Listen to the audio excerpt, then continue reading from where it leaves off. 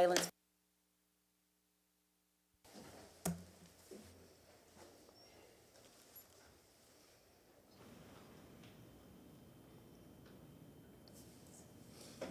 I pledge allegiance to the flag of the United States of America and to the republic for which it stands, one nation, under God, indivisible, with liberty and justice for all. As a school teacher, how many times have you ever said that? A lot. The kids don't say it at all. They just stand up. Oh, did I have on my microphone? Okay. Okay. Roll call, please. Carlson. Here. Hurtak. Here. Clendenin. Here. Maniscalco. Here. Vieira. Here. Miranda. Here. Henderson. Present. We have a physical quorum. Okay, good morning. All right, hello, everyone. Mr. McCray, let me call you up and let's get our, can I have a motion to adopt the minutes from last month? Motion by, you said, okay, by, for Vieira, second by Maniscalco. All those in favor? Aye. Any opposed? Okay, so, Mr. McCray, good morning, our new interim director, no longer. Director. Good morning, Cedric McCray, Tampa CRA Director. We do have a request for continuance for item 4, which was a motion made by Board Member Vieira. Can I have a motion, please? Second. Okay, all those in favor? Aye. Okay, And we will follow the agenda as it appears. okay, for board members, are there any required approvals that want discussion? Call for discussion, none, Oh, prior to? I think we should at least briefly touch on the redevelopment plans. All of them? Yeah, like at once, just kind of, after last month, I think we should just, you know. Okay, no problem. Okay, so can we adopt the agenda for today's meeting? Second, please? Second. Thank you, all those in favor? Okay, now we'll start with, thank you, Mr. McCray. We'll you. start with public comment. We have 2 calls online. Mr. Randolph, you can go first. Good morning, sir.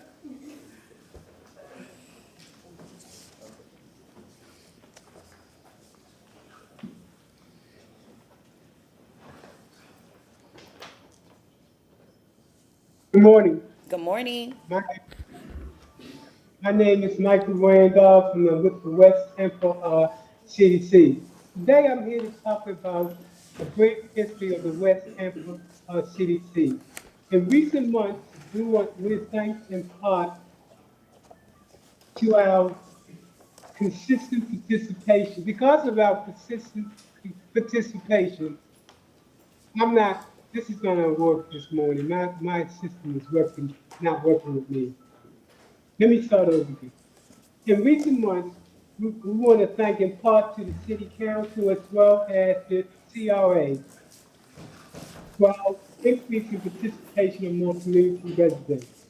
Today, I'd like to share a little history about the West Tampa CDC and its information. Founded in 2001, the West Tampa CDC was established with a diverse board consisting of residents, educators, business leaders, nonprofits, and others that adapted a community-centered approach to empowering neighborhood residents in West Tampa. To achieve this vision, the West Tampa CDC developed a 5-year strategic plan and a historic, comprehensive, and holistic plan. The plan focuses on enhancing economic development, social development, and physical development. We set this approach in part to change the narrative when it came to West Tampa. The West Tampa CDC collaboratively worked with residents to lay the foundation through what we call a partnership to fill in the pieces. Each partner was given a particular role to serve in the West Tampa CDC role. What's unique about it is that the first thing we did was to mobilize the community, create the plan, and then bring together the different players, government, sources, educators, and things of that nature that had the vision. But the plan, when we planned to introduce this, when we did introduce this plan to the community, and we got an article that came out from the Tampa Tribune that said we set the pace for the community. Some of our key accomplishments was workforce development, affordable housing, public safety, and youth programs.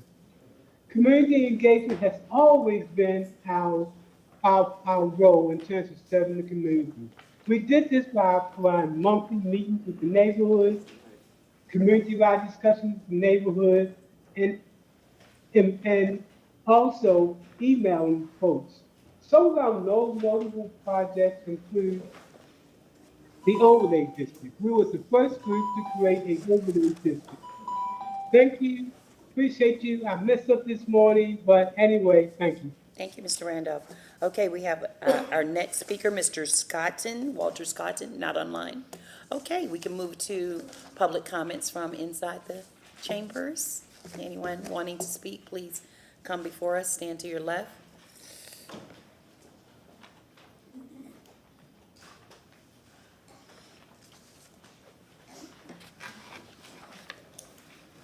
Good morning. Good morning, City Council. My name is Sandra de Diego Sanchez, and I'm presently a member of the West Tampa CAC. The last 12 months have been very eventful for me. Last year, I was named Woman of the Year from the West Tampa Chamber of Commerce.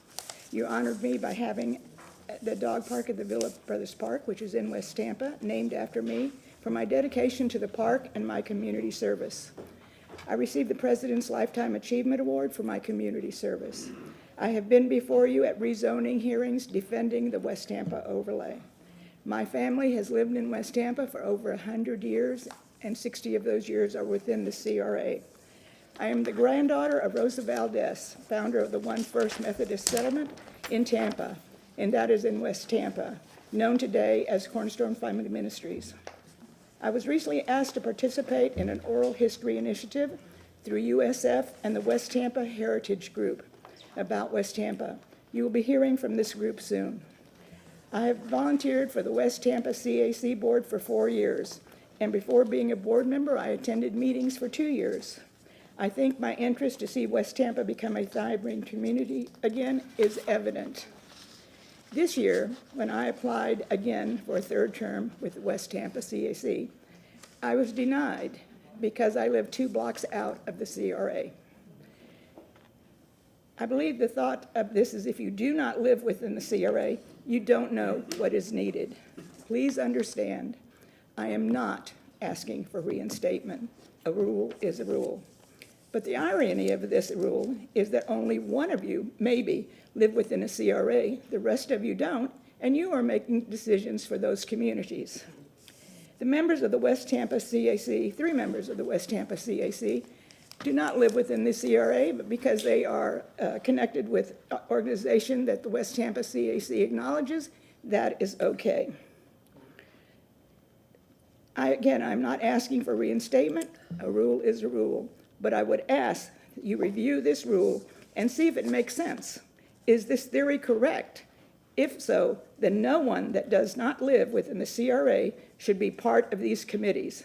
Please rethink the rules and make sure it is applicable to all membership situations. This rule will do more harm than good.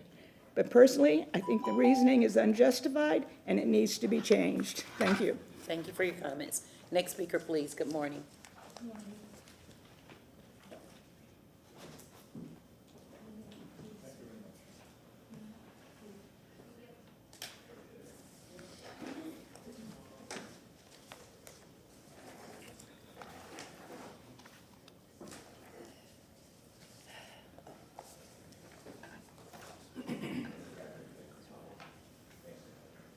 She said it to us already.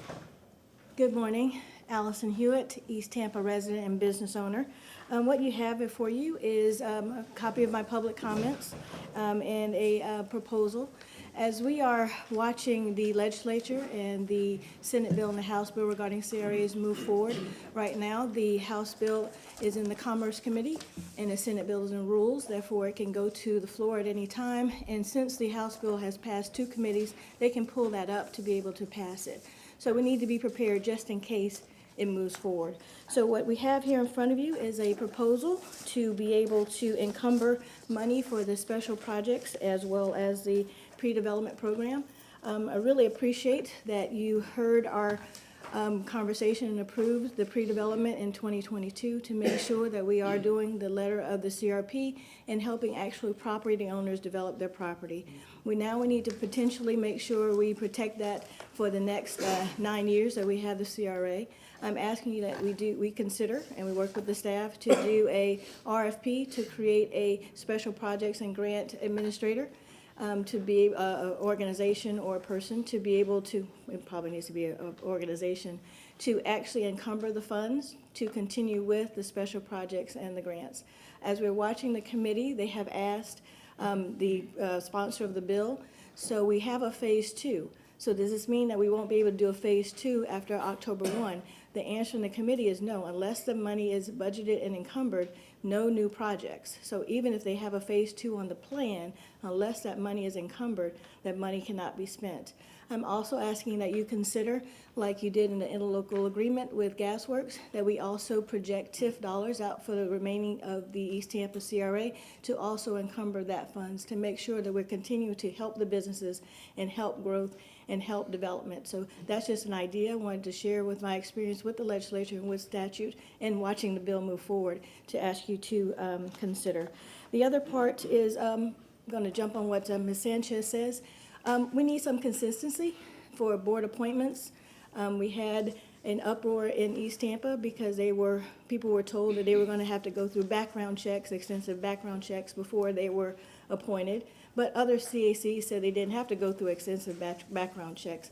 So if we can have consistent messages for the policy and how it's applied to people who apply and do their volunteer work, we'd like to consider that.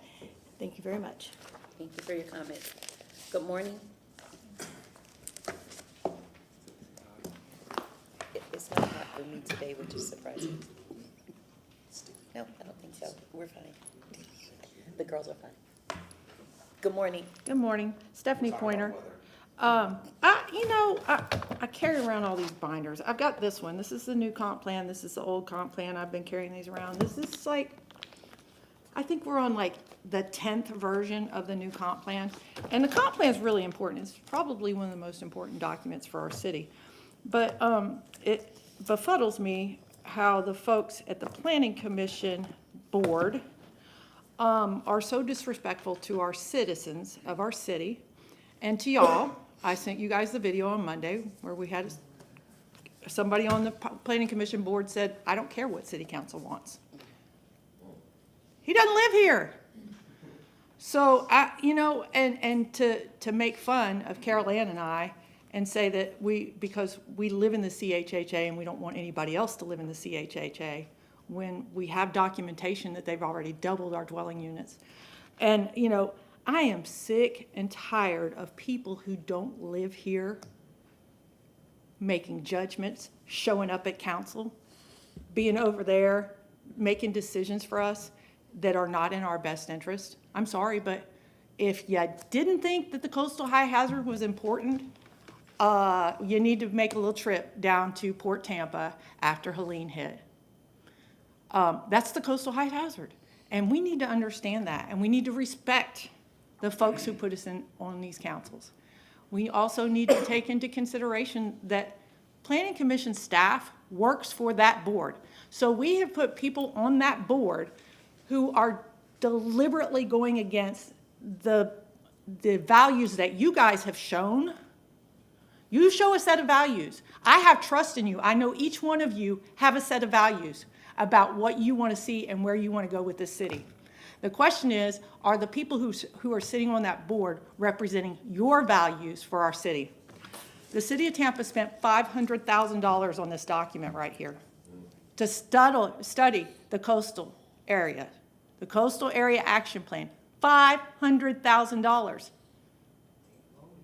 Those guys don't think that the coastal high hazard is important at all. They don't think that the people whose houses got flooded last year were important. They don't care about us. It's disrespectful and it's rude. And they should be taken to task for it. There's no ifs, ands, or buts about it. I sent the video to you. It happened at 7:13 p.m. at the Planning Commission meeting on Monday night. If you need the link, Anybody can email me. I'll be happy to send it to you. But I've never seen anything so disrespectful and rude in a public meeting by people who were given grace to make good decisions for our community. And I certainly hope that you guys will follow up on it. Good morning. Good morning. Hi, my name is Carol Ann Bennett. Caveat emptor. The dictionary says it is, quote, the principle that the buyer alone is responsible for checking the quality and suitability of goods before a purchase is made. Buyer beware. Due diligence. Personal responsibility. I can think of no circumstance where those things are more important than when someone is speculating on a land deal. After 7 years, I am still amazed by the whining of grown men and women. I can't make any money unless the city gives me more than what I knew I was entitled to when I bought this property. Every person who buys property knows exactly what they can and cannot build. It is their responsibility to know the pros and cons of a property and negotiate the right price. If someone does not do that, it is not the city's job to bail them out of their stupidity. That tree, that ditch, that neighborhood did not spring up the day after they bought land. If a property has limitations or obstacles, negotiate a lower price. Duh. The city is not their mama. Why should we bail someone out because they did not do their due diligence? But the reality is most of them are not stupid. They are enterprising. They negotiate a lower price because there is a ditch or a grand tree, because they must spend more to build what they want. Then they double down on their profit by asking the city to relieve them of the horrible burden of our building code and give them a rezoning, a waiver, a design exception, a variance, a special use. Or they beg the city not to make them pay into that big, bad, unfair sidewalk fund. They pay less because it will cost more to build what they want. Then they get out of paying more by crying the blues to the city. And then they laugh all the way to the bank. The cost of building what they want, the profit margin, all of that is part of the process of negotiating the price of a property. If they can't make a profit because the city won't give them extra entitlements, then they have no business speculating on a land deal. They're bad at their job and they need to find a different one. The city of Tampa is not their mama. Thank you. Thank you for your comments. Next speaker, please. Good morning, ladies and gentlemen. My name is Daryl Heitch. On my bookshelf at home, I have a book that's called The Millionaire Next Door, which is a phenomenal book. This book talks about the mindset of the millionaire. It talks about how the millionaire possibly got to his status of a millionaire. It talks about the attitude of a millionaire. It talks about his time management and things like that. This is a phenomenal book. But what was not in that book was the manipulation and the backdoor conversations and the favor of opportunity and various things that millionaires receive. Millionaires have the opportunity to garner conversations that us $1,000-naires do not have the opportunity to. What I'm talking about today is Florida Statute 163, Tac 340, which is referencing Section 7 and 8, slum and blight of the CRA. I've sat back and I've watched for a little over a year how the CRA funds have been utilized in the city of Tampa.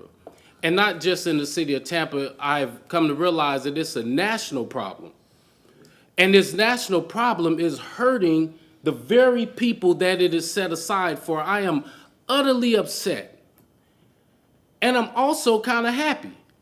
When I read that, I don't know, I can't quite pronounce his name, but I call him Mike G, State Representative Mike G, who has now passed his House bill to try to end the CRA for the state of Florida. Because of all of the different pet projects and various things that's taking place. When I watched a street get tore up in Ybor City that was already a perfectly built street, to then ultimately get replaced by cobblestone bricks, and then it was hidden up under the umbrella thereof. And I had to ask myself, hold on, this is disturbing. We're using funds that are set aside for slum and blight. I need not challenge your integrity and ask you, what is the definition of slum and blight? Slum and blight is for the individuals who are suffering so far and acute. And now we come full circle when you look at all the many things that's happening in society today. You got the administration from the federal end that is hurt, harming, and endangering people that look like me and minority individuals. And then you come full circle and you have a fund that's set aside to help. And it's being utilized not by the millionaire next door that I read the book on. It's set aside by families and individuals who can clearly go into any bank and put their signature on and get a loan. So I'm here to tell you, I'm excited that this thing is coming to an end because it is not helping the people that it was set aside for. Thank you. Next speaker, please. Good morning, Connie Burton. Again, one of my favorite poets, Gwendolyn Brooks. Hating you shall be a game played with cool hands. And I would say she could have said with calm political voices. I'm here because I want to see what is going to be reported on in item number 1 for East Tampa CRA. Repeatedly, we have told you over and over, I know I've been coming for over 10 years, to lay out the challenges and the issues of East Tampa, and yet we see only pet projects moving forward. And to be told to our very faces is because we don't know what we want.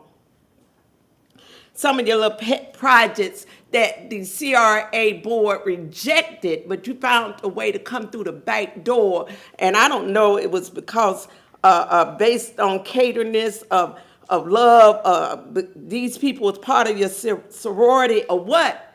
But Salida House was a clear example.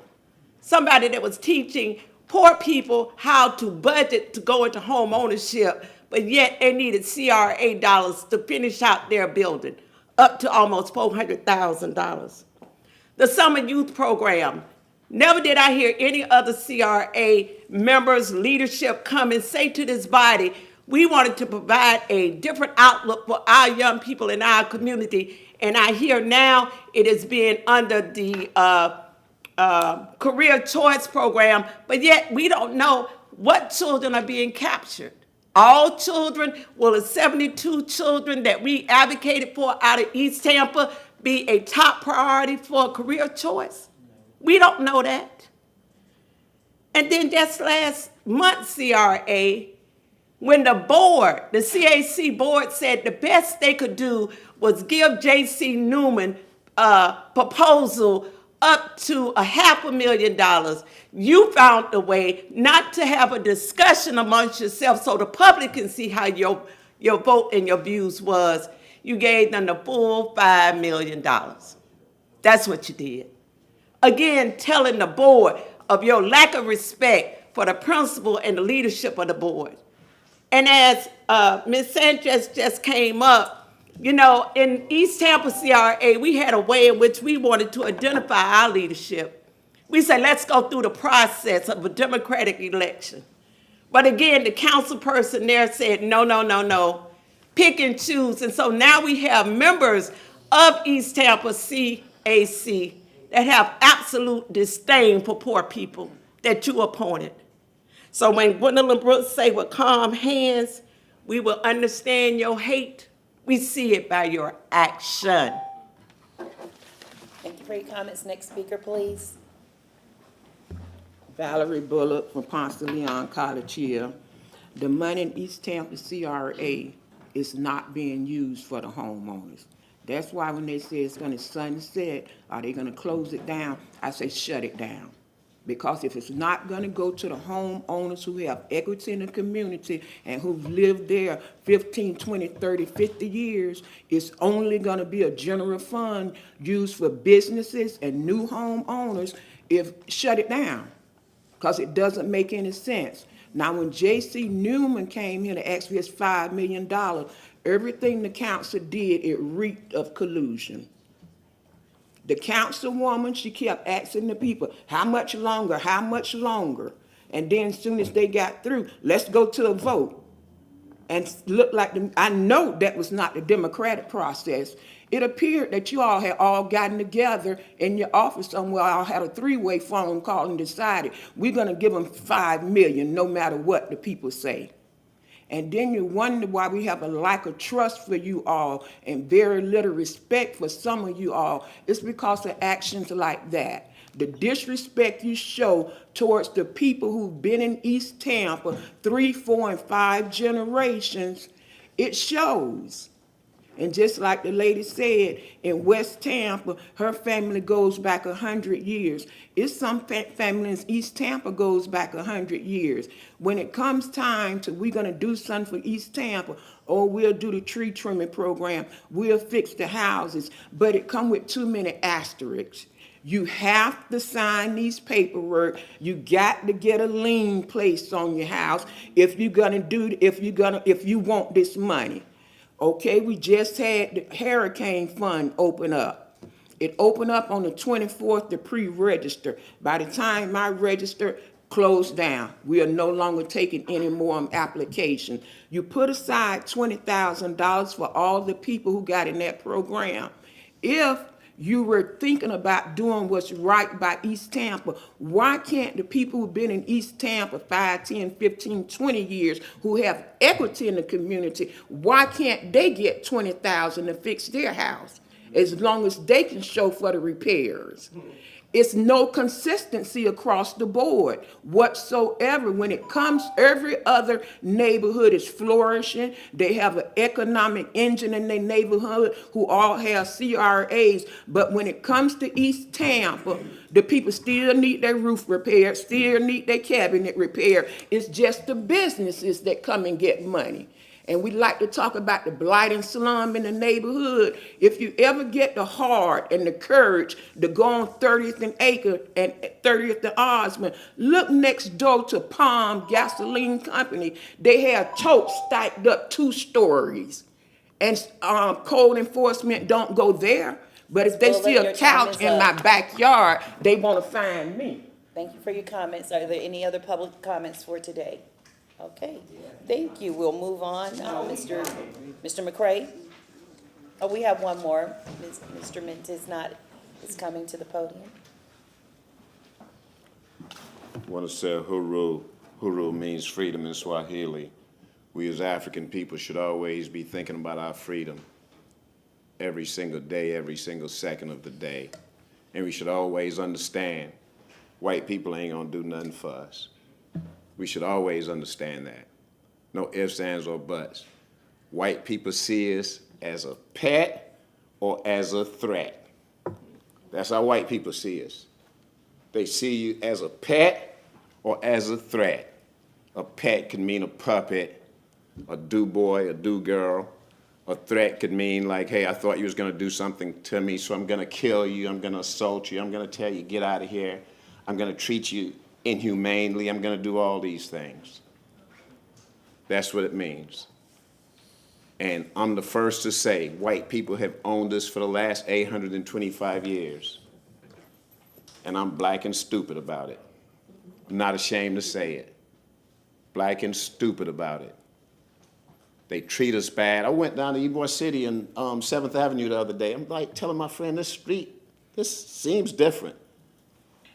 Yeah, man, those clowns took up a good road and put up some bricks down here. And we're suffering in our neighborhoods. But, you know, I'm here to talk about child support. That's what I'm here to talk about. I want to say child support is illegal, it's unconstitutional, and it's a eugenics program. And that's a serious allegation.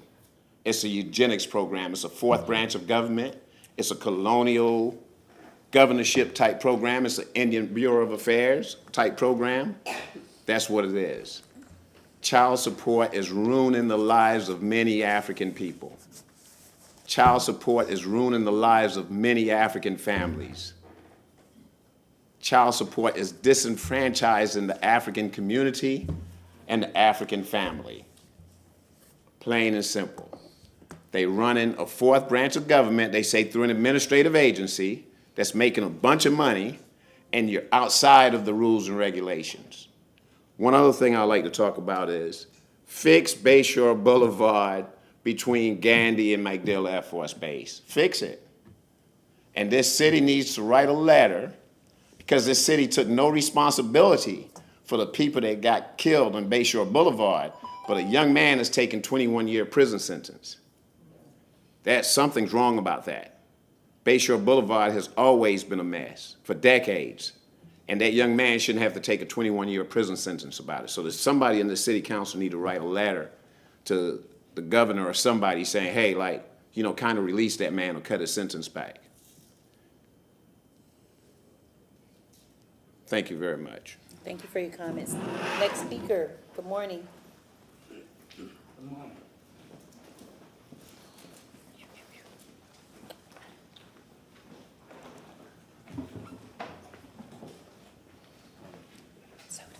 Mr. Walker, did Mr. Scott come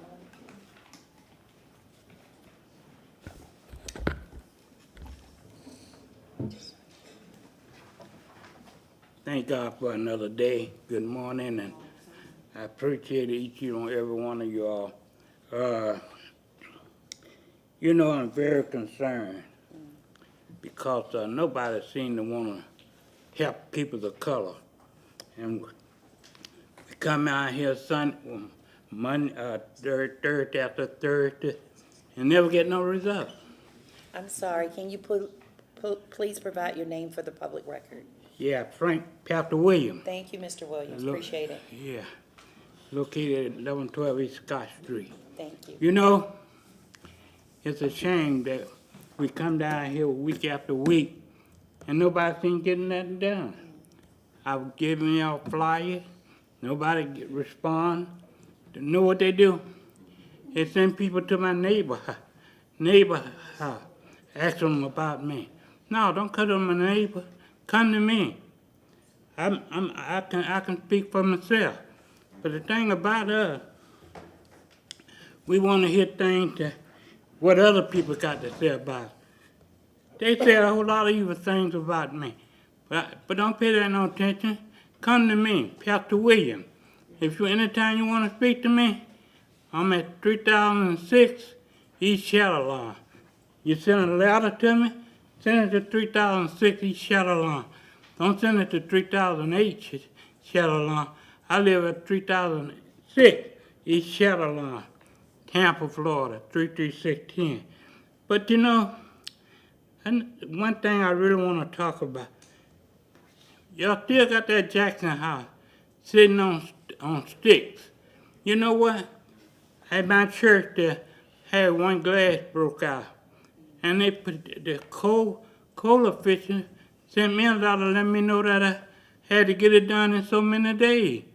Had this place here on right here, Jackson House, been sitting around here for so long, and nobody doing nothing about it. I mean, y'all got positions where y'all can do something about it. Go to the code enforcement and tell them, hey, you need to citation whoever own that place and tear it down. But we don't care. We don't care about the black neighborhood. We don't care about East Tampa.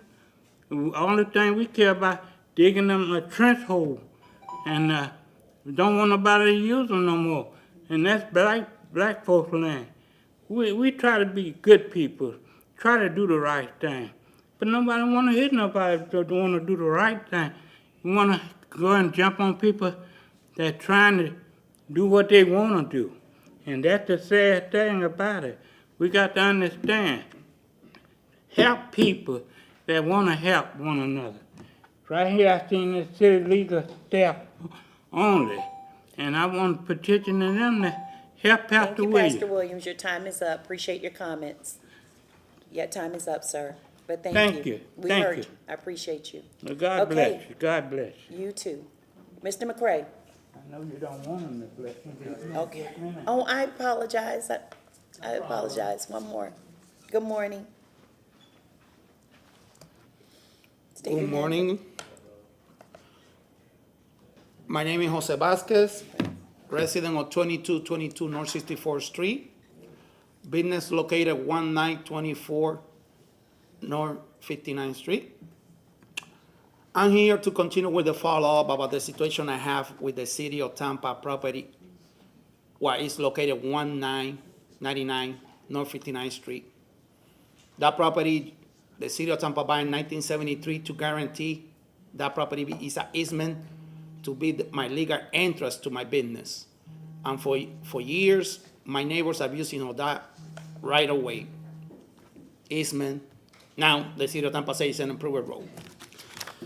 I want to give you an update about that situation because last time I tried to explain the code enforcement doing his job to try to open the right of way.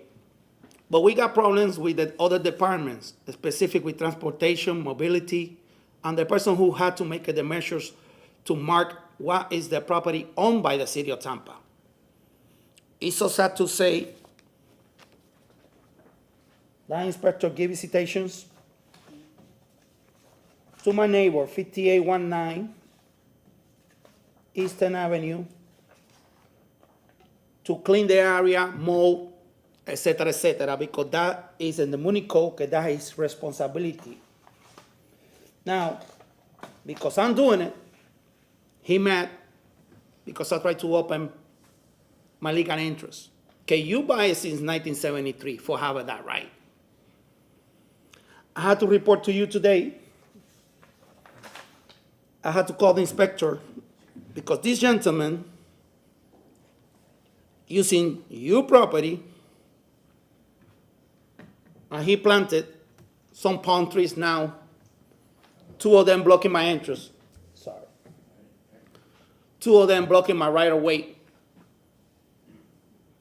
I do the right thing, I'll call the inspector. I send the pictures. He opened a case.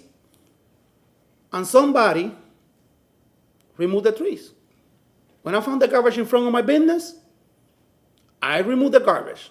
And I opened a ticket for the City of Tampa because of the garbage. Now, I'm facing a criminal mischief because that gentleman is saying that tree cost $4,000.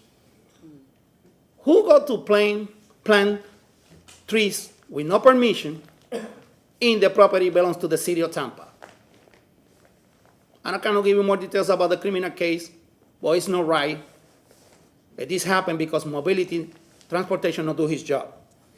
And I'm here today to let you know, okay, I'm here to help you, but I cannot be more affected. Question, what color is my hair, please? Okay. Your time is up, sir. We can get, you want to Yeah, get let some me say this, information Mr. Vasquez, for thank you for showing up. Councilman This is something that's been Board going on Member for some Miranda. period of time, am I correct? Since June of last year. Okay. Now, what I remember, because Maya was working on, she's not here, she was out sick yesterday and today. Yeah. Code enforcement went out, I don't know what the report came back, because I haven't seen it, but she sent code enforcement out, you have no ingress and egress to your property because somebody violated something, am I correct there? Say that again, Council. La Mr. entrada de tu Miranda. casa, de tu propiedad. In and out of your property, you have no in-way in and out of your property? That's correct, that's the problem I got. Okay. Mr. Miranda, we're going to go ahead on and move on with the meeting. Darlene, get his information All right. to provide to Miss Mary. See you next month. Miranda's aide. Thank you Yeah, for your she's got comments, it for you. Board Director McCray. Thank you, Darlene. Yes, Darlene, and I need my fan, please. Thank you much, Madam Chair. Yeah, you're welcome. Now I need my fan. It is hot. Okay. Good morning, Cedric Good McCray, morning. Tampa CRA Director. I have the honor and privilege of introducing this month's report out, Reverend Dr. Jeffrey Johnson, who was selected as the East Tampa CAC Chair during their March meeting, and he will be providing an update for the East Tampa CAC. Dr. Johnson. Thank you. Good morning to each of you. Hope all is well. Thank you, Mr. McCray, for that. I also want to say before I begin my report that I'm very appreciative of the comments that have come forth today, as well as those that come forth each and every month at the East Tampa CRA. it shows a level of diversity, and I'm not talking about ethnic, but it shows a diversity of mindset that's in the East Tampa community that has the heart to move the community forward. There are 4 particular areas that I would like to give an update to because I am the new chairman of that committee. Anything further beyond this, I will refer to staff for more information. The first update will be about the CRP, the Community Redevelopment Update. There were listening sessions that were held at the C. Blythe Andrews Library on January the 22nd. The plan is definitely underway, and the consultant will give an update to the East Tampa CAC at our next meeting on May the 6th. I believe that they are 60% complete with their report, so we'll be interested to hear what their report is going to shape up to be. The second thing is the Gator building on the corner of Lake Avenue. The East Tampa CRA is assembling or trying to assemble as much property around that particular area for that Gator building to be what is designed to be an RFP, and scope of work is currently being drafted by the CRA and the contract administration staff. There was a vision session that was held on March 4th to solicit feedback from the community about more engagement. We appreciate that the committee is moving forward with those plans. I will say that it is very much delayed to where it needs to be. It needs to be further along with that. I've been on the committee since 2020, and the Gator building was purchased before then, so we definitely need more aggression and speed to move forward with the plans of the Gator building. I do understand the acquisition of the properties around it, but there still should be some movement. I think the community will appreciate to see something happen with the building, not only just the properties around it, but to see more active plans. But I'm encouraged that that is happening. The land acquisition that has taken place in East Tampa, the East Tampa CRA has been working closely with the real estate department to actively acquire parcels of land within the East Tampa CRA boundaries. The Palafox properties and the Gator building and the Destination Church on 12th Street and Osborne Avenue has been a part of those recent acquisitions. The vision is to acquire as much affordable and attainable housing and possible commercial development for parcels to continue to be assembled in the East Tampa community. Next will be our East Tampa CRA grants. Monthly, we've been receiving a report out of how our grants are coming, and I believe that the residents would like to see more of those, and so I think that they're working to do that as well. In my closing comments, there is a workshop being held on April the 21st. Because of some comments from residents, we want to make sure that we're properly allocating the dollars to the needs of the community. We've been hearing about the Senate Bill 1228 in Tallahassee, and we are very much looking to see what will happen about CRAs, and so we want to make sure that everything that we can do while we can is done, and that's going to start with us looking at our budget, look at those line items of those items that are not being used. How do we repurpose dollars to make sure that there are other line items that can be supported based on the monies that we do have. We're looking forward to moving forward with some other budget line items related to wayfinding signage, the roundabouts around Lake Avenue and 34th Street and North 22nd Street, along with the stormwater pond improvements. We're excited about the movement around our housing rehab and renovation program. 90 residents thus far have received assistance through the East Tampa Emergency Roofing Program in recent years, and we're looking to do more as well. And we're looking forward to witness East Tampa evolve and be the city, the community that it can be. I believe that East Tampa should be a destination community as well, where persons can live there and eat there and play there, and we don't want other communities to outdo just East Tampa, but East Tampa has the opportunity to be that destination place as well. So we're aggressively working with that as well as with staff to make sure that the comments of the community is brought to light, that East Tampa can be that community. So that is my brief update on my first month on the job. If you have any questions, I'll be willing to answer them. If I don't know, I'm going to turn it over to staff. Okay. Board Member Hurtak? Thank you. I appreciate the update, and I'm looking forward to the CRP update as well. Actually, something just landed in our inboxes so that we can talk to the consultants as well. I'm really looking forward to that, and I agree with you. Looking really forward to seeing what we can do with the Gator Building now that we have some more land. So it's all positive, and I really appreciate the way that East Tampa specifically, just because we heard from this morning, are thinking about what would happen if this bill passes. So I really do appreciate your forethought and your ability to think. You know, we really do need to plan, so I appreciate that. Yes, ma'am, thank you.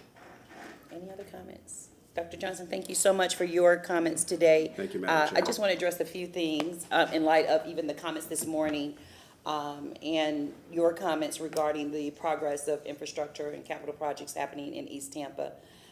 Sometimes I hear a lot of things saying that there's nothing happening in East Tampa, and clearly you've outlined today that that is not true.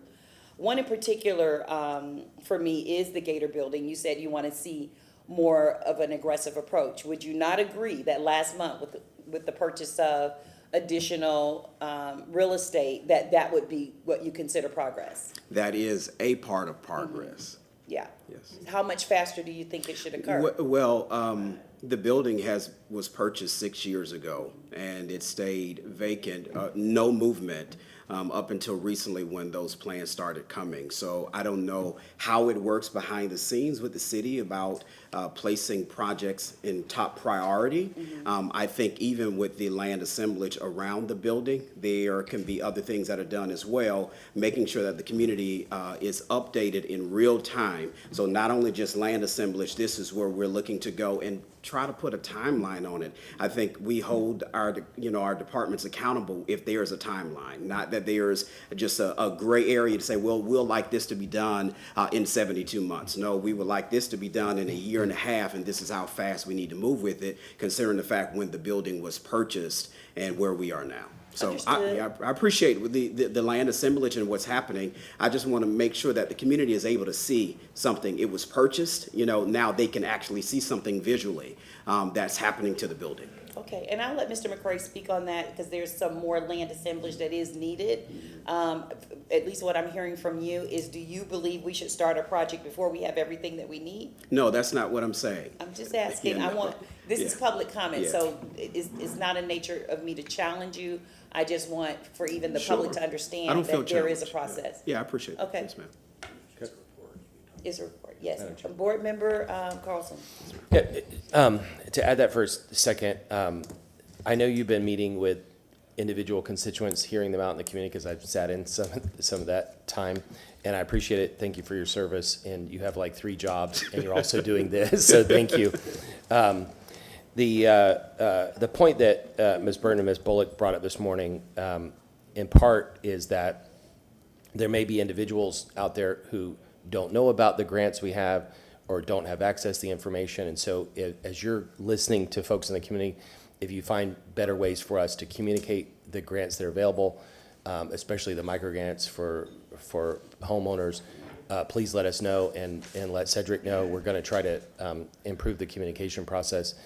And then the other thing is business owners or building owners that may not know how to apply. And we've made over the last year, we've made the grant process much easier, much more transparent.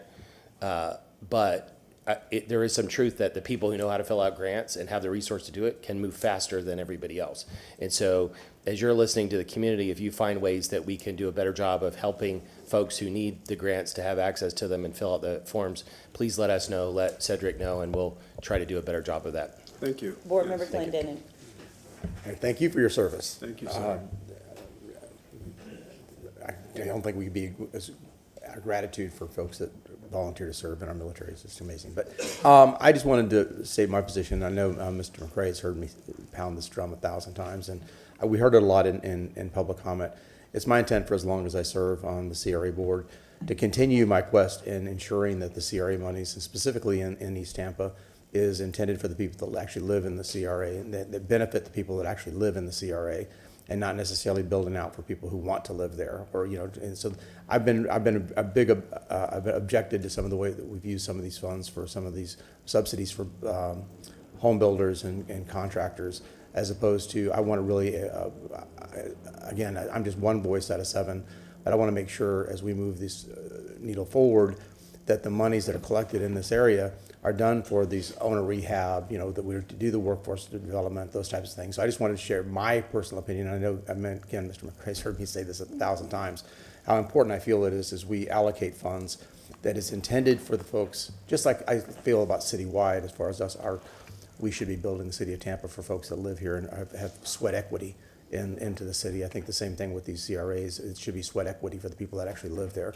So we should be doing the owner rehab, the roofs, the yard work, those types of things that we can get people so they don't have code enforcement issues, and the senior citizens can maintain their houses so that, so we can keep them in place. These are such an important thing for neighborhoods and placemaking and neighborhood building. So, sharing my opinion on it. So as you move forward in this new role of yours, at least you hear 1/7 of my equation when I come to decision making. Thank you. Board Member Vieira.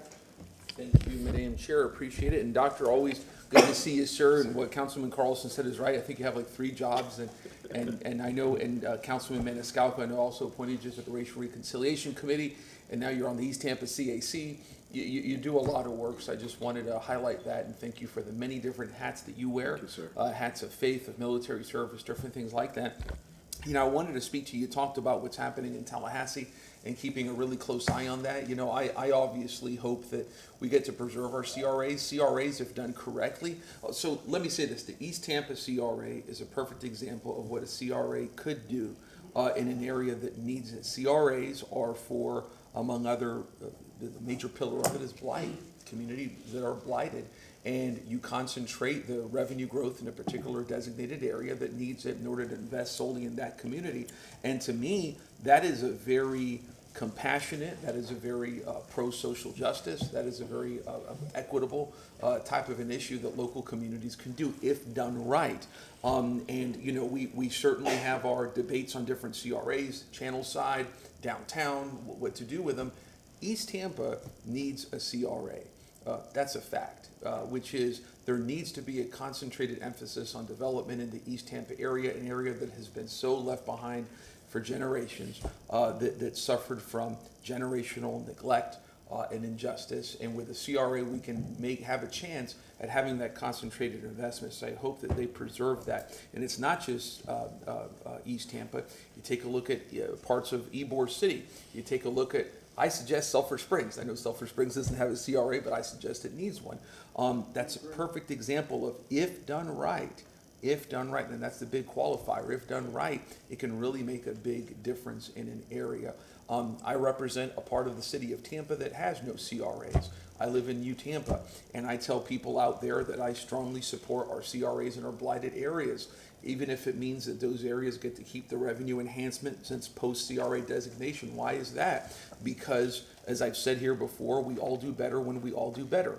And when a lot of communities that have been left behind get that additional investment, it's a good thing. So for me, CRAs, if done right, are right out of the LBJ Great Society. And I mean that as a good thing, by the way. So again, thank you for your service. You're a really good guy. We appreciate you. Thank you. Okay, closing out with Board Member Maniscalco. I just want to say thank you for being here and for your report and all your hard work.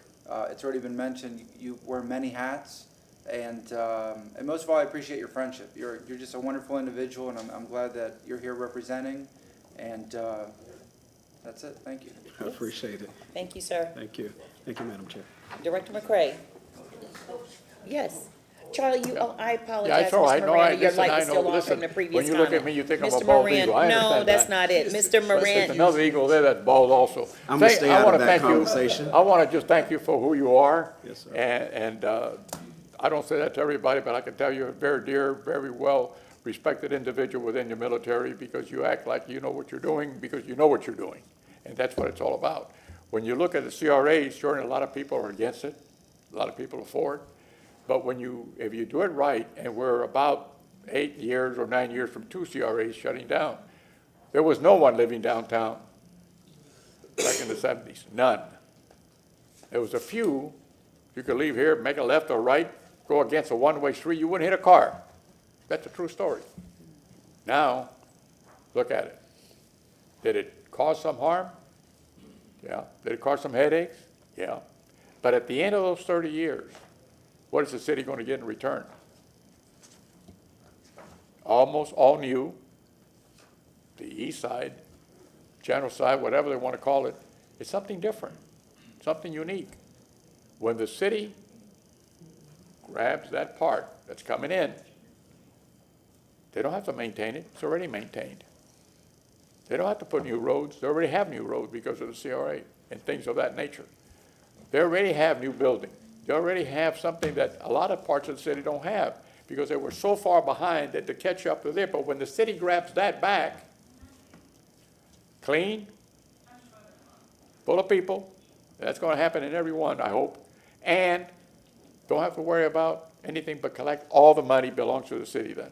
So whoever's here, 7 here, at that time, they're going to reap the benefits of the individuals like yourself, the individuals on this council, to make sure that the quality of life in the city of Tampa is above all. And that's what we're striving for.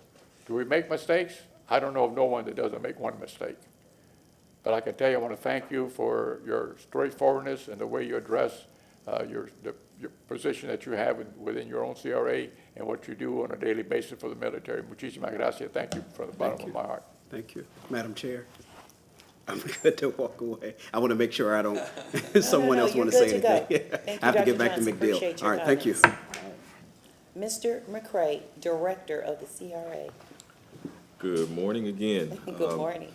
Now for the director's report, you all have received the customary project trackers as related to our special projects, grants, and commercial grants and what have you.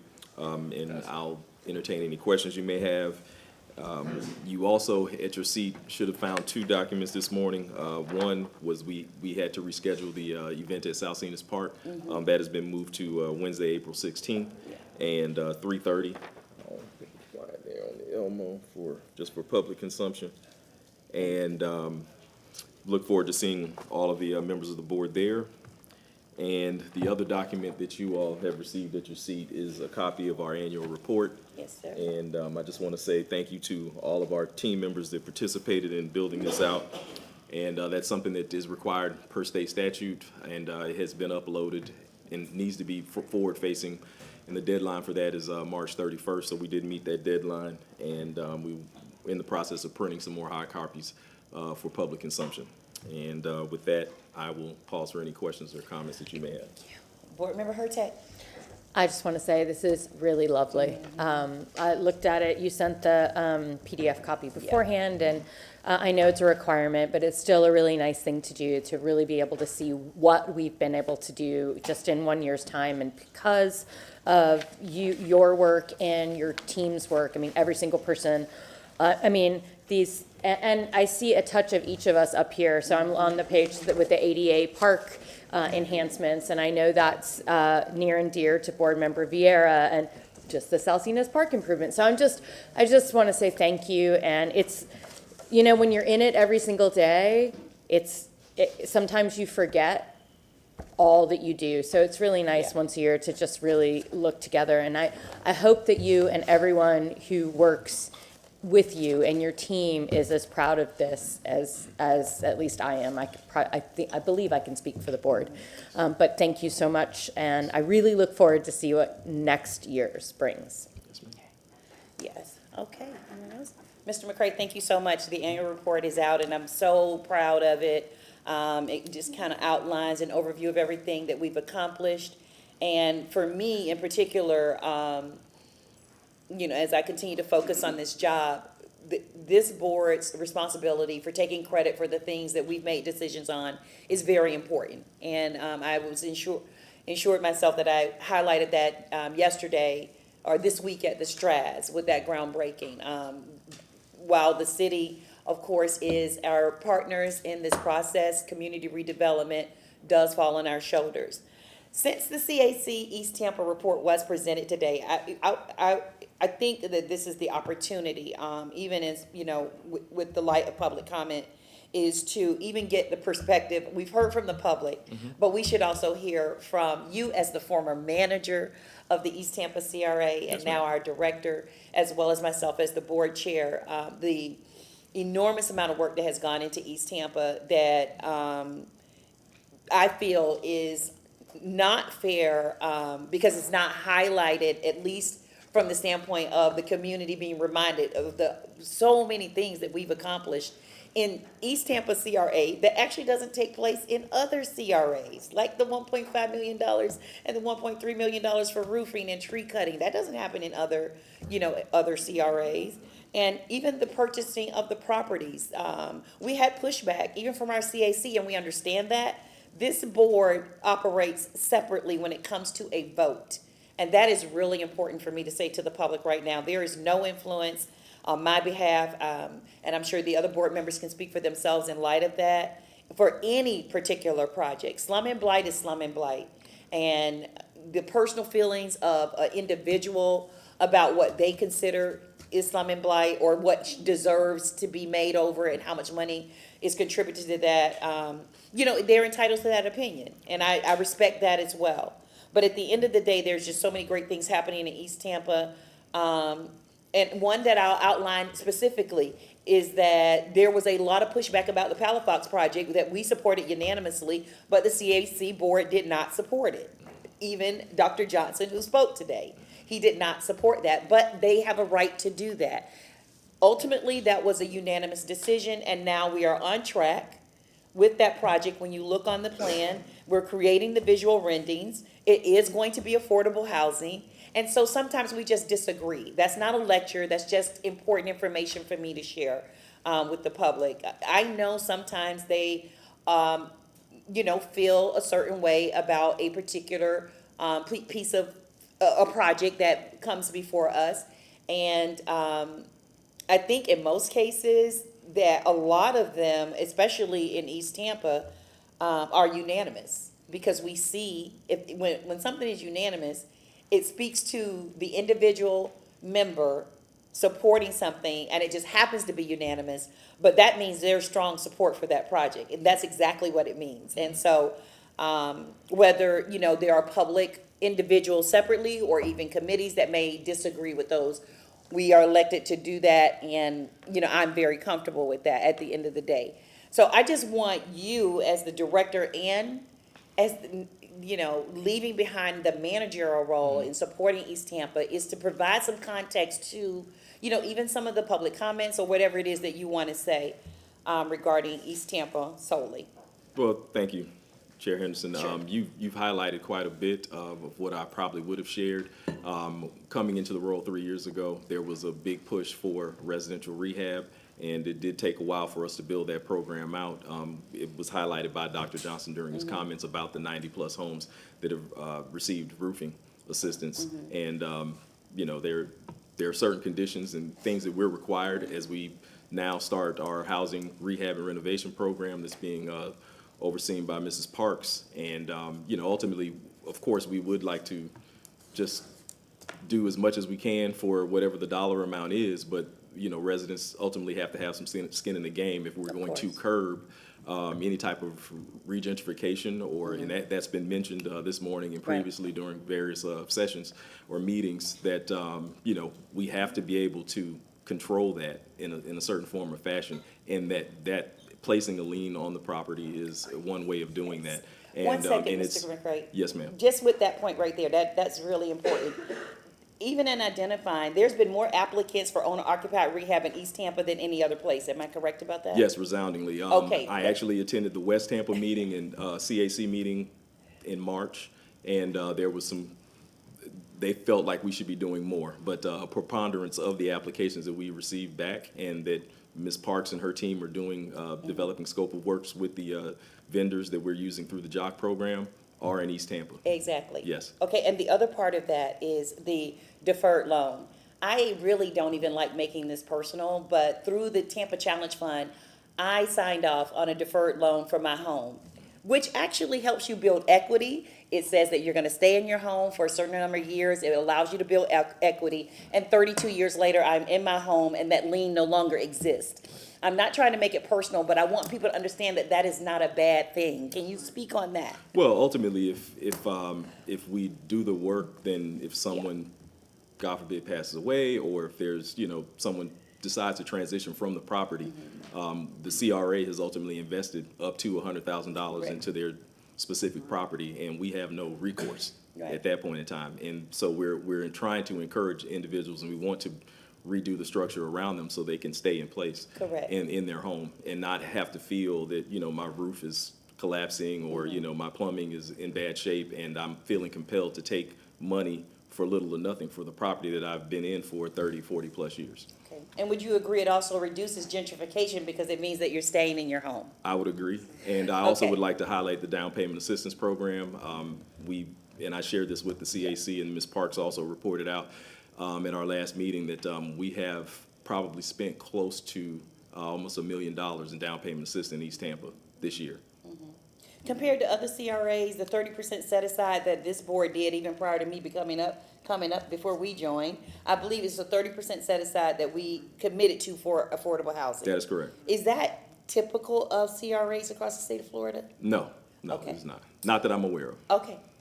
These are things that the public needs to hear out loud, you know, without it being over politicized, so.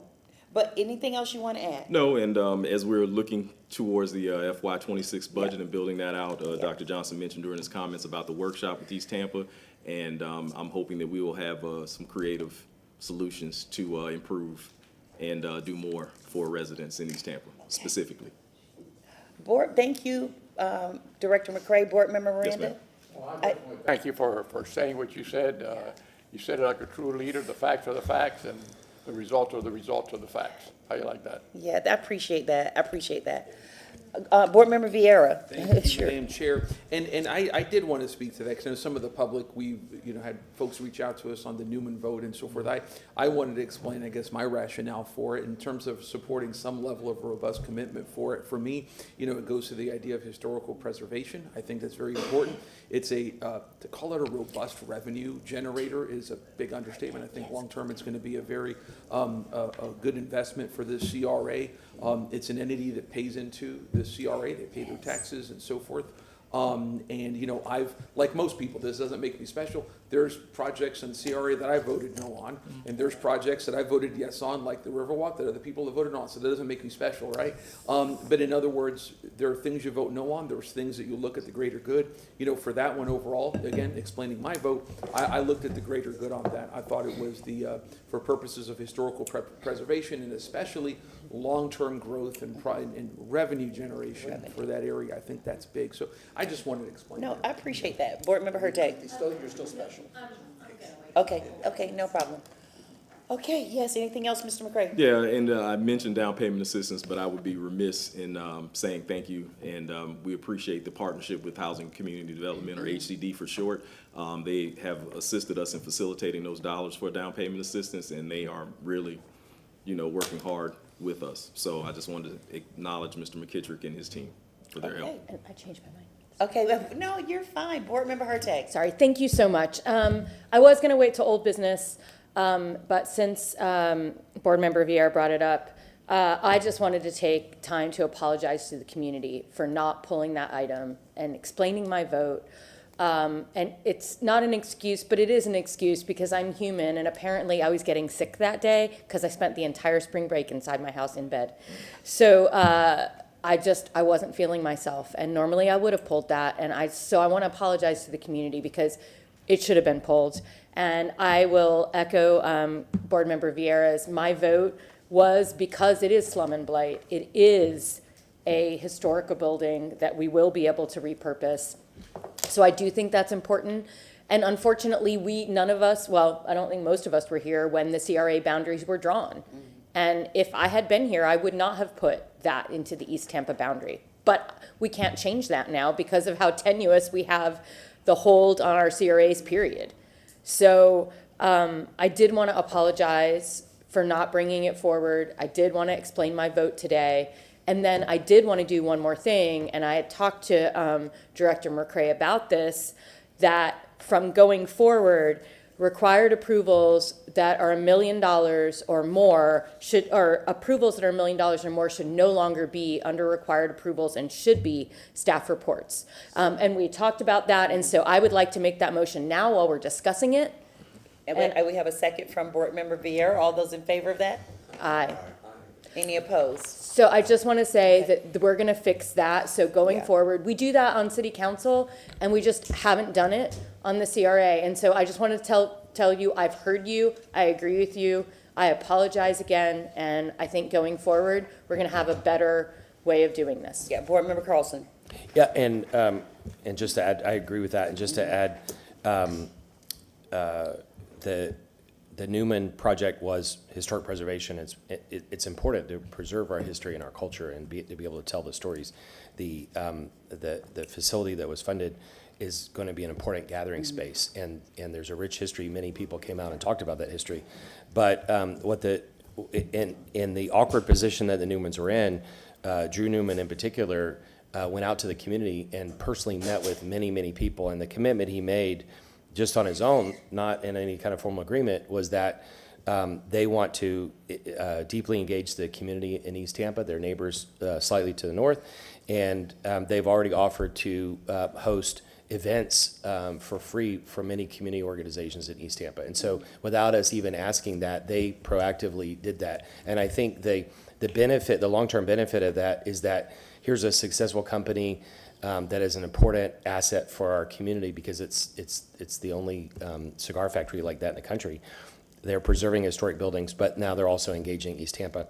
Back to the points that were made earlier in public comment, I think Cedric and your team, you're doing a great job reaching out to the community. But to the points that were made earlier, if there's one person who's sitting in a house and the roof is falling apart or the pipes aren't working, and they don't know about these programs, they don't know how to access it, or they think they're going to be rejected and they don't want to turn it down, it's a good point that we need to continue to improve, to find those folks, reach out to them, help them, make sure that they can apply.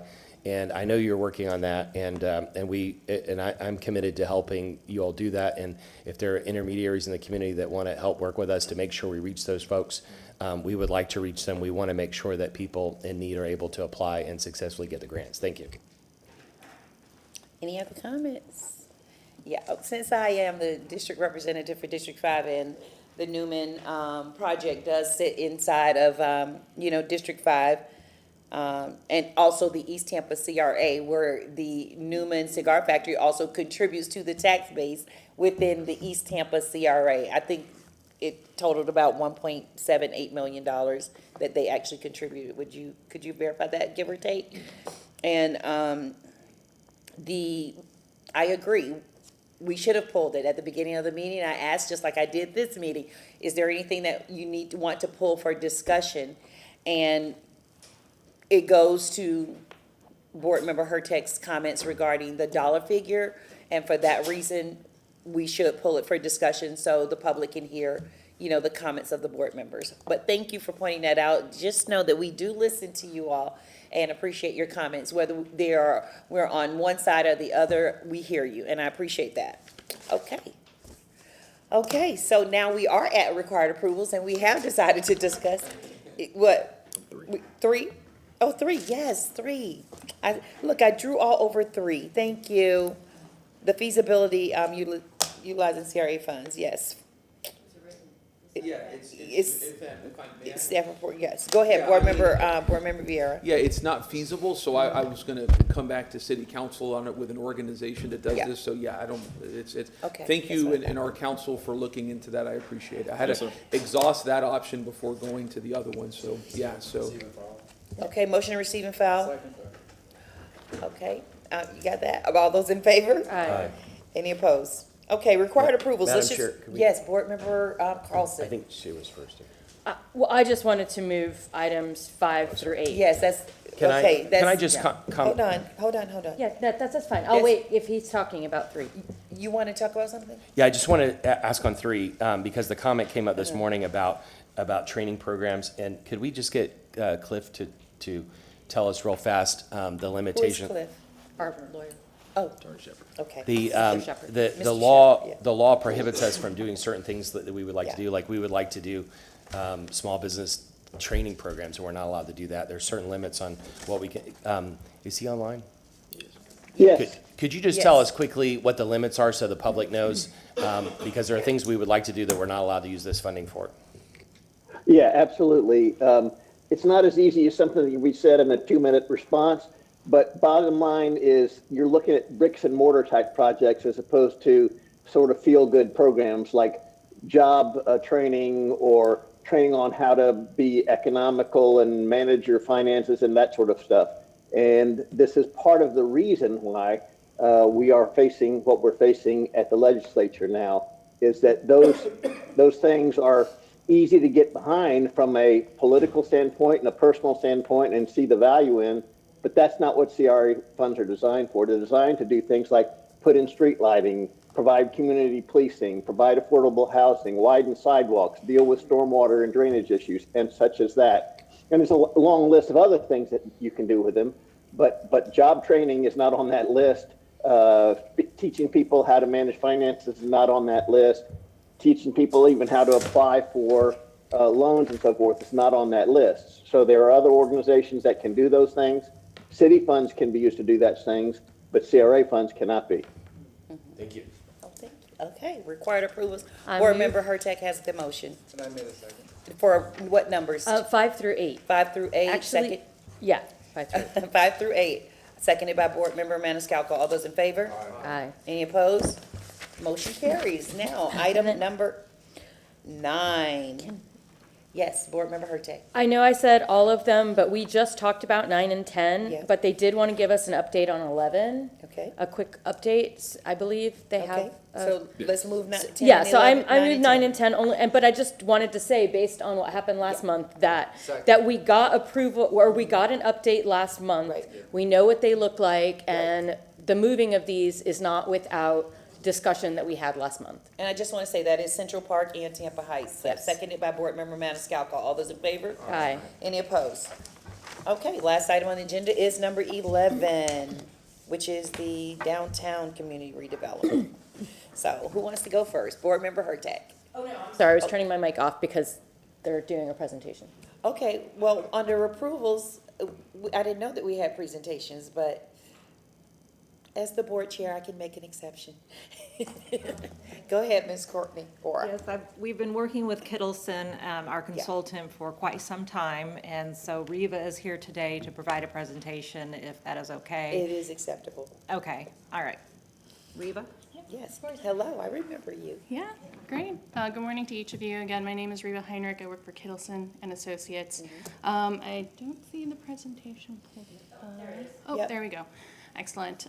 So I've been instructed to speak quickly, so I will do so. Okay, can you set the timer, please, Soto? So I'm here to overview the downtown CRA, CRP. We've been working, like Courtney mentioned, since 2023 on this project. The last time I presented to you was actually March of last year. Since that time, we've been working with your CRA board attorney to make sure that everything is sort of up to snuff in terms of legal verbiage, getting some good feedback from the CAC. We were actually supposed to come back and present in the fall. Unfortunately, there were a few hurricanes that got in the way, so I'm glad that I finally got to get back in front of you.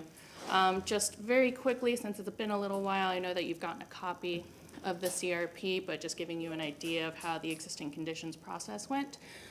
We analyzed those conditions through available data. We also interviewed close to actually 50 stakeholders, in addition to focus groups, as well as those that came to the public drop-in. We outlined an approach that separated the CRP into these 7 buckets or categories that I'll get into in just a second. They are affordable and attainable housing, public safety and quality of life, transportation, land use and economic development, historic preservation, urban design, and environmental infrastructure. I know all of that is a mouthful, but they were all of sort of the issues and opportunities that we saw through the existing conditions process. Very quickly here, the way we evaluated each bucket is we compared how these metrics performed against the same metrics throughout the city and sometimes throughout the county as well, to see if it's worse, if it's better, if it's about the same. And then we also highlighted some issues that were mentioned at CAC meetings, at stakeholder engagement events, as well as from the general public, from our public drop-in. So for affordable and attainable housing, that's something that bubbled up to the top many times. The affordable housing stock, as well as just the general little a affordable housing stock is not up to snuff within the downtown CRA. There are a few affordable housing units, but everything in the downtown is sort of above and beyond sort of the typical family or the typical single person is able to afford. Mentions about public safety and quality of life. There's a vibrant nightlife nightlife and sort of general entertainment district within the downtown CRA that we want to preserve, ensure that that's still contributing to the overall economy while also addressing issues related to criminal activity and things like that. The downtown CRA, as far as transportation, does face some challenges related to particularly pedestrian safety as well as bicycle safety as well. We pulled a lot of that information from the Vision Zero plan and the Mobility Master Plan too. Last four here, land use and economic development. The last time the downtown CRP was updated was in 1988 when we combined the two boundaries. There's still a lot of infill work to be done, especially related to some of the surface parking lots that we're seeing, some of the more dilapidated buildings and sort of the north and central portions of downtown. Some of that is related to historic preservation, wanting to preserve that historic legacy and providing some elements in which to do so. And then rounding things out with urban design related to the overall urban fabric, urban aesthetic, working with the city planning department to preserve the character that's desired in the downtown. And then environmental infrastructure, not intended to be last because it's least, but looking at especially the recent storms, how that's impacted the downtown and its overall recovery afterwards. So I'll skip through these just to get to the last one. We went through this process of intake. We organized the themes based off of those that were provided by, I think these were kind of newly minted at the time, the Tampa CRA kind of overall goals. We identified those 7 emerging needs, and then within that we stratified that into goals, policies, and strategic actions. Goals being those kind of large objective, high-level things. Oh, no, keep going. Okay, keep going. That you can measure over time. Policies being the broader guidelines in which you can achieve those goals, and then strategic actions are the very specific goals that we're recommending that will get you to achieving those specific goals that was mentioned. So when we met last time, again, I know that was over a year ago, we had presented sort of the scoring matrix. What we heard was it was a little too rigid, and you wanted the ability as a board and as well as staff to prioritize your own projects as they came through. So what we've done is we've clarified the goals, policies, and strategic actions, and we also, skipping ahead, remove the project prioritization. So there's no scoring associated with this. You're able to have the flexibility to bubble things up to the top as you see fit, as constituents come to you, and let you know what their priorities are. And then the goals and strategic actions are also made a little bit broader. So some of the project requests that you're getting can easily sort of fit into that. There we go. So this is a wall of text, I know, but this is sort of how everything's boiled down at the end of the plan. So you have, again, the big broad goal, the thing that you're trying to achieve as you get closer to that sunset date. The policies, so those are the broader things that you can do in order to achieve that goal. And then the strategic actions are more of the short term and, again, strategic items that you can look to achieve. So as you're reviewing projects, requests for funding, things like that, you have a lot of language in here in which to align with. Hopefully that wasn't too fast, because we're on next steps, but this is sort of the presentation that we've been waiting for. I'm happy to field any questions. Any questions? Board Member Clendenin. Yes, I'm glad you mentioned urban design because it's something that's been gnawing at me since I've been serving on council and then as a CRA board member. The city of Tampa, you know, it's beyond my, maybe Councilman Carlson's has better expertise than I have on these types of issues, but you know, what I really don't want to see is we're having this explosive growth. We have an opportunity to be a remarkable city as opposed to anywhere USA. And I see a lot of the architecture as being built in the city is just, you know, basic boxes, and we don't have a lot of signature types of buildings or construction. Now, one of the things that really struck me when we were at the Straz opening, they're the architecture of this veil that they're putting on the river, how it integrates with the building and the river. It's going to be a remarkable signature piece, and people will be able to identify that just by looking at it. That's the city of Tampa. It's something that's going to be very signature. We don't have a lot of that, and we seem to we've lost. And I know a lot of cities like Chicago have rules and how construction and quality construction and things that happen. I don't think we don't really, at least based on my, again, be way beyond my pay grade and understanding. But I think that we as a city, and I don't know if what you're doing in this because downtown is such a critical element of our city of Tampa. It's it's the core and what people see. How do we push that forward? So how do we become a better city? How do we demand better quality of these folks that are coming in here to make money instead of the hit and runs, coming in and make a quick buck, building less than quality construction, less than remarkable buildings? How do we demand better? Board Member Carlson. Yeah, back in the 90s when I was working with the city of St. Pete, we put some design guidelines in, and that's why you see several of the buildings along Beach Drive have elements of the Mediterranean revival style that was part of what they were building. And then, as I understand, the state preempted some of that. But I've talked to a bunch of architects and also owners. You think about Oxford Exchange, it was one of the first really expensive buildings, high-quality buildings that went in. And it set a standard, so then some other folks started to copy that. In talking to owners and architects, I think what we need to do is instead of regulating it, we ought to challenge people. Like if you take the river tour in Chicago, they tell you about each architect, and each one was slightly different. Some of the buildings in downtown, I'm not going to name them, they use the exact same cookie cutter that they use in Atlanta and other cities. So the buildings are exactly the same. And what we need to do somehow is challenge people to design buildings that are really different. Like the Regents Bank building, I don't know what you all think of it, but it's a distinctive building. The what's it called, the round building, it's a very distinctive design. Yeah, the Bank of America. And so whether you like those or not, that we should, I don't know if the city can do it. We maybe could put on some kind of forum. Maybe the CRA could put on a forum with the downtown partnership, but we could just challenge people to design.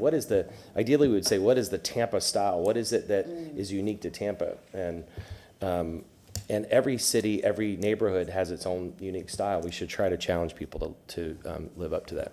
I'd love Okay, anyone else besides Mr. Glendening first? Respond to that, I'm sorry. Because they sounded more like a discussion than it did. I was just messing. Yeah, it's, I mean, I would love for some of us or somebody to take a hold of that and figure out a way. I know when we talked about the YMCA project, in that building, I challenged the architect when he was here to bring something, because that's such a signature piece of property, and it's going to be such a high-profile piece of property, to bring back something that's really remarkable. But it just seems like that might be a good legacy for us to leave behind, to figure out a way forward on this. And I know this is something that's right up your alley, because this is something that you love so much. But way beyond my pay grade, but I think well within yours. Okay. Board Member Carlson. Sorry, just to add to that, saying like Carlos Alfonso and his brother, they've designed several of the iconic building like Hotel Haya, and so you've got a combination of historic building and very modern. And some people don't like it because it's too modern, but it is a bit of a bridge. And then if you go to Armature Works, they designed the office buildings that are on the eastern side, and they don't match the brick on the other side. And so instead of doing something stereotypical, whether you like it or not, they built very distinctive buildings, very modern distinctive buildings. And so as we're moving forward, we should challenge people. If I could real fast, the other thing that I would suggest adding in here, if there's some way, the biggest investments we've made in downtown have been in the arts and culture. And you talked about the thriving downtown. You mentioned the nightlife. What really pushed downtown, in the 80s, they put the Performing Arts Center in here, and then the Tampa Museum of Art. And 15 or so years ago, we got a new Tampa Museum of Art. We got a children's museum, and the convention center has been taken. There are these strategic investments of things, the aquarium being the cornerstone for building up the Channel District. And so I think we need to make sure that we understand that in a downtown, there aren't just buildings. You can't just invite people to live in a place and that suddenly it'll be a great place. You need to activate it with programming to bring it to life. And that's slowly been happening the last few years. But with these big investments we made in the arts, once the new Strass Center is activated, the new Tampa Museum of Art's activated, the new Tampa Theater is activated, and hopefully the new Tampa Union Station, they're going to really add to the vibrancy of the town, of the downtown activate. And there'll be destinations for people from all over, and not just in downtown. People will be able to interact there, and it'll be a gathering place. A motion to receive and file item number 11? Move to approve 11. Thank you. A second? Second. All those in favor? Aye. Any opposed? Okay, on to new business. Board Member Miranda. No, I was just thinking about different parks in the city of Tampa, all some are in the CRA areas, and I was just wondering if the CRA board has the authority to, like people who make it in pro football or pro baseball or pro tennis or pro basketball, and Tampa's becoming very well known for individuals who have excelled in most of these sports. And if we could put a plaque, and that's not be something big, but to give the kids an inspiration, if they can do it, so can I. Things of that nature to give the kids a chance to emulate somebody that played ball or played football or basketball or whatever, tennis, whatever sport it is, in the park of which they played in. Second, I like what you just said at the park they played in, because I think it brings it home. Yeah. And I'd like to see if we could do something like that to inspire the kids to continue. When you play sports, you become a better student also in math. Absolutely. Board Member Vieira, are you commenting on that? Yeah. Okay, sure. I would just say that it might be something to start with council, and then to find out the parks, and then once we know where they all are, the ones that are within the CRA could be funded by the CRA. Yeah, that's fine. Because I think that I'll do that there tonight. will be a few Thank you very much. outside, but I think it's a fabulous idea. Thank you. Yeah. Any comments on that, Charles, Board Member Miranda's That's it. comments? Thank you very much. It's an excellent idea, as I wear my state championship ring from Jefferson High School. But nevertheless, yeah, this one's the football. And we talked about that briefly when we discussed Fair Oaks, the naming opportunities for, so many, there's just opportunities there. So I agree with you, and I think appreciate you for bringing it up. Board Member Vieira. Yes, it's new not business. yes, ma'am. It's not a motion or anything. I was going to say we had Sandy Sanchez talk about qualifying for the CAC, that apparently she's 2 blocks or something outside of the West Tampa CAC. As the guy that put Joe Greco on the City of Tampa Budget Advisory Board, I'd be a hypocrite if I didn't bring that up. That I hope that we can find some way to remedy that and to have, I don't want to use the word substantial compliance, but just common sense with that. I don't know if we can look at rules. I don't know if council is, or the CRA board is interested in looking at that, but just for some common sense for that. I mean, Well, I appreciate that, if I may. Yes, For a guy who had the annexation of New Tampa, I agree with you. Yeah, there you go. There you go. Yeah, and again, I don't think a motion is maybe in order at this time, but just looking at that and maybe because again, Sandy obviously is very passionate about West Tampa. She is West Tampa, and Second motion. Yeah. Well, hell, I'll make a motion. There you go. What does the CRA board think about a motion? To have, so that's good. That's why I don't want to make it, right? You can think about it and do it next month. Yes, ma'am. So I'll make a motion next month on it. Yeah, I'll refine everything. Thank you. Can I talk? Board for a minute? Member, Board Member Maniscalco? No, ma'am. Okay, Board Member, now's your Now I turn. can, Look now I at can you. talk. Now I can talk.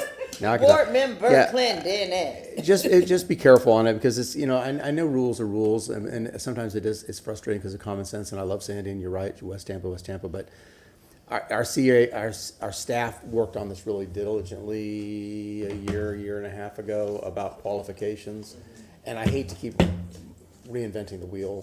And staff really worked hard on this, and every time something happens, there's always somebody that's on the losing side of something. It's just, I want to be a doctor, but I didn't go to medical school. It's like, so it's unfortunate they say that it happens, and you have those exceptions, but I know staff work really difficult, and sometimes you just have to draw a line, and then we can debate where that line is, but sometimes you just have to draw a line. And thank you for that, sir. And that's why the wisdom lies in waiting another month. Yeah, no, So that's wisdom. Yeah. But thank you. Well taken. Board Member, anything else, sir? Board Member Hurtak. And I'll just add to that before my motion of, yes, I think it's something to talk about, to refresh ourselves, because it's not a bad idea to go back and look, see how things have performed, but I think that's something that each of us can do individually with Director McCray, who looks like he has something he wants to say about that. Yes, I'm hearing the conversation from the board, and I just want to remind you all, we will be having meetings to discuss some policy updates. Oh. Coming probably June, July timeframe, and then we can meet and have those conversations then about, if, Look at with the the new updates. director doing his job. Yeah, there you go. He solved it for you. Yeah. Board Member Vieira, I think that's great. So I'm just doing the motion that I said I was going to do last week. I did talk to Director McCray about the scheduling and the funding of the Ashley Drive Unite project. Unfortunately, they won't be able to get everything together until the June 12th meeting instead of May. So my motion is to move to schedule time to discuss the funding of the Ashley Drive Unite project at the June 12th, 2025 CRA board meeting. Okay, I think Mr. Miranda seconded, but that's fine. All those in favor? Aye. Any opposed? Okay. And then I just wanted to say that we currently have the conversation at council on June 5th, and I'll be motioning tonight, or depending on how late it goes, later to make it actually the end of June. So that's just our little, that we're going to have to figure out there. Thank you. Board Member Carlson. A couple of quick comments and then a motion. Back to the downtown thing, there also, despite what some people say, there were condos and there was housing in downtown before the boom of the last 5 to 10 years. And some of those buildings, people have been living there for decades, and some of them also are senior centers. And in the outreach, I hope we can go talk to some of those folks. And then on the northern end of downtown, there was a historic, in the very distant past, there was a historic African-American community there. And there are some folks in the community who are trying to make sure we tell the stories of that community and pay respect to that community. So I want to make sure we include that as well. The other thing is that we have these positions that we've been trying to fill, and we put them on hold so that we could edit them. One of them was the communication position, which I think we badly needed for several years. The problem is that now I think we've got the ads ready, we can run them, but the problem is we don't know what the legislature is going to do.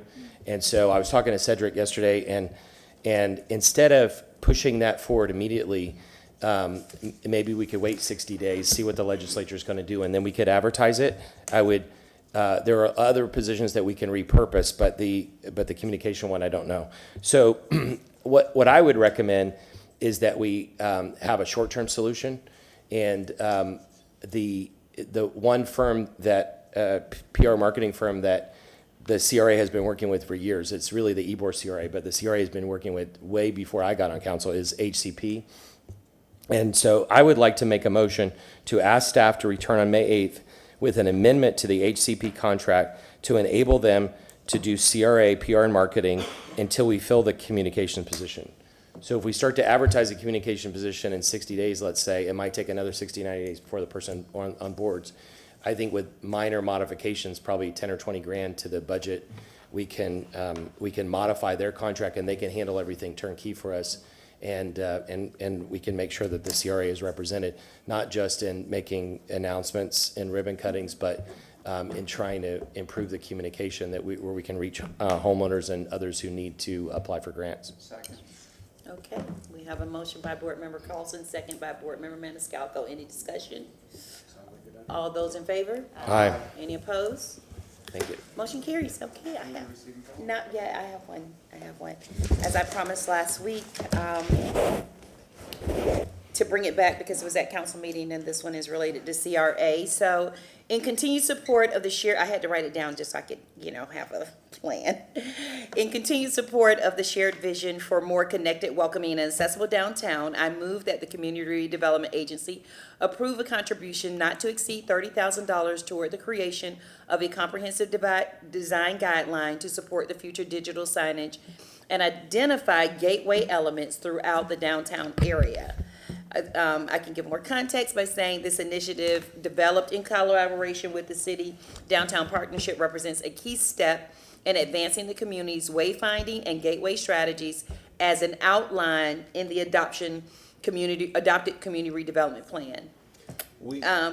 Sure, I can, go ahead, Brett. No, I was gonna say we have a motion, I'm sorry. I thought you No, were go ahead, finished. I didn't know how much convincing I was gonna have to do.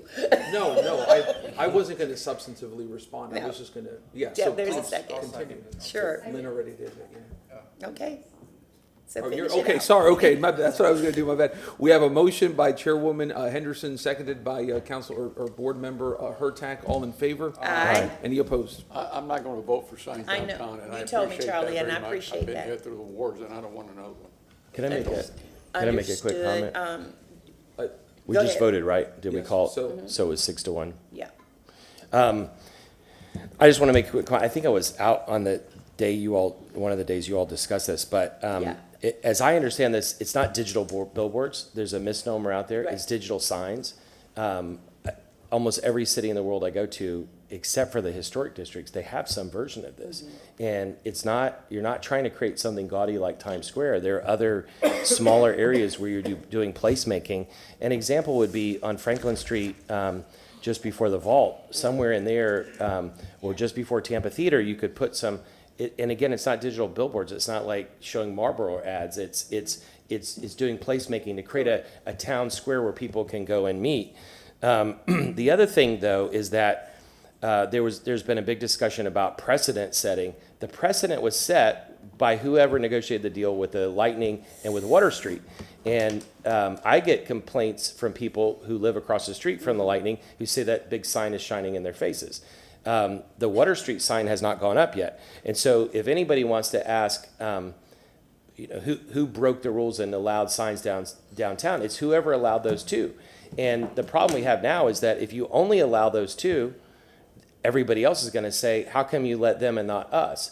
And so what this does, which it's a great idea, is if you work with a downtown partnership, they're setting the vision and texture and design for downtown. They're working on the Franklin Street corridor. They can look at this tastefully. It's not an advertising business deal. It's about placemaking. And so what I think they're going to come back with is some recommendations on how to build place. Like when the Rays win, they're in St. Pete right now, or sorry, they're in Tampa temporarily. But let's say everybody could go over to Steinbrenner Field. Let's say the Bucks win, you could go to Raymond James, but also if you had the right kinds of signs downtown, you could have a big gathering downtown. And it's just an idea to discuss. The point is that it's not like the billboards on 275 in Dale Mabry. It's going to be placemaking in a tasteful way. And the other thing is that we're not trying to copy London or Tokyo or New York. We're trying to make something that's distinctive to Tampa. You know what? Thank you so much for saying that. This is just, me working in all areas of being, a council member and on this board. I really appreciate that. And even having a very serious discussion with our CRA attorney, Attorney Shepherd, thank you so much, because even the city staff, I'm saying this because I know they listen to us, is because of, what's happened over at Amelie, the legal avenue for other people to do it is something that they need to be considering because of the decision that they made to give the design exception. And it wasn't presented to us. And so it does open the door. And I just want to say that. So, motion to receive and file. Yeah, oh my gosh, Board Member Vieira, then Board Member Clendenin. Okay. Now, I was just going to say that, again, I see my vote on this, I guess everybody, I don't want to call it a concurring opinion or vote or whatever, is to move forward on this in a collaborative ways, in a collaborative method, where, I always say politics is about addition, not subtraction. Right. And this has got to be about more and more folks being involved, not just the businesses, the residential folks downtown and so forth, things like that. I don't want to move forward on this. What gave me pause before was, elbows on this issue. And that's why I slowed it down. Yes, ma'am. I slowed it down, moved it to September, because it was becoming a little bit more, and I don't want to be combative. I appreciate that. I really do. Yes, ma'am. And slowing it down because we want to get it right. Yeah, and if I may, Sure. with that issue, again, this is one where we have a lot of stakeholders, And I think that if folks work together, we can get to a conclusion where I think everyone's going to be pleased, hopefully, if it's done in the right way. Again, I don't want to move forward on this with elbows at all. This isn't the kind of issue that requires that, I suggest. And so that's how I interpret my vote, I guess, if you will. Thank you. Appreciate it, and I hope I've given the impression that I've slowed it down for that reason No, you're good. alone. You're good. You're good. Board Member Clendenin, and then that Yay. motion to receive and file And coming then straight out of her text. After I speak, our director would like to speak too, Sure. or unless you want to speak before I do. So on this issue, I just want to state my position. One, I don't think that the Amalie Arena is really, it's kind of a different animal there, and by the way, I like it. I think, too. I mean, it's really kind of cool. Me too. I mean, yes, it's really, and talk about placemaking, it really is very distinctive, it's very unique, and I think it's a great asset to the city of Tampa. Absolutely. One of the things that I want to make sure it's right up front as we kind of pivot this discussion is when we approve this, is to ensure that it's not like those billboards on the interstate. So give people assurances, and as folks craft this as the downtown partnership, I want them to hear this, is that the amount of time on these digital displays has to look more like placemaking and something art or something else other than, I understand that advertising will be a component because that's what pays for the rent for these things, but it can't just be advertising. It's got to be, when you go weigh these things out, there has to be better community benefit than just selling. And my other requirement is that we wrap this ugly ass building next door completely all four sides. No cursing and board meetings. Ugly butt buildings on all four sides and digital. I want all four sides completely wrapped in digital to hide that thing from public view because it's such an offensive building to look at. Thank you. Director McCray. Yes, good morning again. I just want to make sure that I'm clear on the staff side, as you shared the request for $30,000 Yes, sir. related to the design guidelines. Is there a level of expectation, and what time frame you'd like us to report? Well, they're that back? presenting, the workshop is scheduled for September. Okay. And so, and our amount is not to exceed $30,000. They will pick up the tab. It's estimated it costs between $75,000, $80,000, to get it done. So, have I answered your question? Yes. Okay. Motion to receive and file? Thank you. All those in favor? This meeting is adjourned. Now what do? You go and take a nap.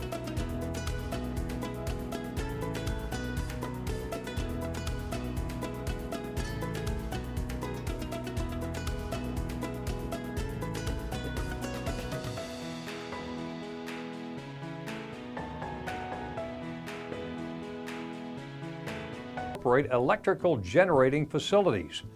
That would mean TECO would lose its monopoly as the only producers of electricity for Tampa. Following completion of the needed repairs to the dam, Tampa Electric and the water treatment plant stood side by side along the Hillsborough River. One generating hydroelectric